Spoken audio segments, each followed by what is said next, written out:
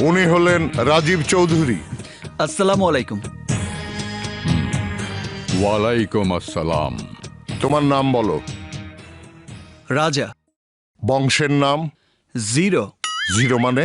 যার আগে পিছে কিছু নয়, তাই জিরো বংশের হিরো বইলেই আপনাদের কাছে এসেছে। সত্যি কথা বলতে, একজন ভালোবাসার মানুষ ছাড়া এই পৃথিবীতে আমার আপন বলতে আর কেউ নেই। তোমাকে সৈয়দ পরিবারের সন্তান হিসাবে দত্তক নেওয়ার বিনিময়ে তুমি কি চাও? এতিমখানায় বড় হয়েছি। বুঝের বয়সে যাকে মায়ের মতো দেখেছি তাকেই মা বলে ডেকেছি। জ্ঞান হওয়ার পর থেকেই আমি অন্যের বিপদে জীবন দিয়ে ঝাঁপিয়ে পড়ি, কিন্তু আমার কিছু হলে আমাকে দাফন কাফন করার মতো এই পৃথিবীতে আমার আপন বলে কেউ নেই।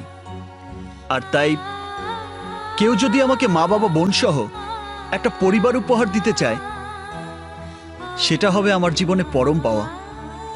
তার বিনিময়ে আমার কিছুই চাওয়ার নেই। শোনো তাহলে, বাবুনগরের জমিদার সৈয়দ রায়হান বাবু তার স্ত্রীর মৃত সন্তান জন্ম নেওয়ার কষ্ট সহ্য করতে না পেরে তার প্রতি এলাকাবাসীর বিশ্বাস ধরে রাখার জন্যে মৃত সন্তান বেঁচে আছে বলে এলাকার সবাইকে তা বিশ্বাস করিয়েছে। তাই সেই সন্তানের ভূমিকায় তোমাকে অভিনয় করতে হবে। সৈয়দ রায়হান বাবুর সন্তান হিসাবে তার দেয়া কথা তোমাকে অক্ষরে অক্ষরে পালন করতে হবে। তুমি দত্তক হিসাবে সেই বাড়িতে যাচ্ছ, এই কথা তোমাকে এখানেই কবর দিতে হবে। আর এই কথা পবিত্র কোরআন স্পর্শ করে তোমাকে বলতে হবে।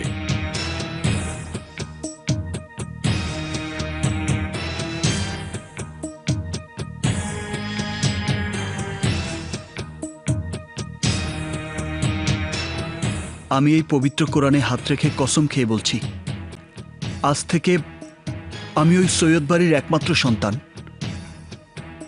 আমার জীবনের বিনিময়ে হলেও আমি সৈয়দ বাড়ির মান সম্মান রক্ষা করব।